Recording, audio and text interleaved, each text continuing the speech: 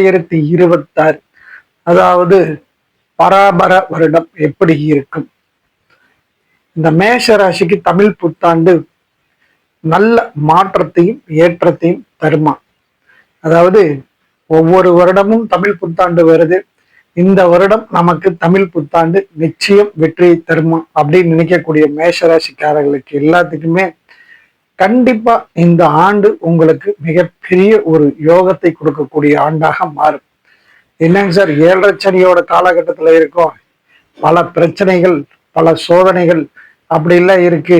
இந்த மாதிரி நீங்க கண்டிப்பா ஒரு யோகம் வருமா அப்படின்னா கண்டிப்பா வரும். இந்த மேஷ ராசியை பொறுத்த வரைக்கும் சற்று 3 மாதங்கள், முதல் 3 மாதங்கள் உங்களுக்கு சுமாரான பலன்கள், வரவுக்கும் செலவுக்கும் இருந்தாலும் கூட உங்களுக்கு அடுத்து வரக்கூடிய ஒரு 4 மாதங்கள், அதாவது உங்களுக்கு ஆவணிக்கு மேல புரட்டாசி, ஐப்பசி, கார்த்திகை, மார்கழி, அந்த 4-5 மாதங்கள் உங்களுக்கு மிகப்பெரிய வெற்றியை கொடுக்கக்கூடிய மாதங்களாக அமைய போகிறது. ஏன்னா குரு உங்களுக்கு நல்ல ஒரு அம்சமான பலனை தரப்போகிறார்.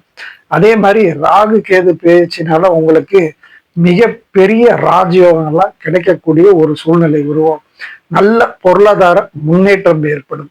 அதாவது தொழில் துறையில புதிய மாற்றங்கள்லாம் இங்க ஏற்படும்.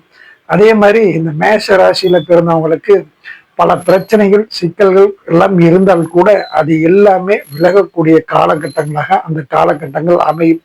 அதே மாதிரி படிப்பு எடுத்துக்கிட்டா அந்த உயர்கல்வி படிக்கிற மாணவர்கள் எல்லாத்துக்குமே இந்த வருடம் மிகப்பெரிய வெற்றியை கொடுக்கக்கூடிய ஒரு ஆண்டாகவே அமையும்.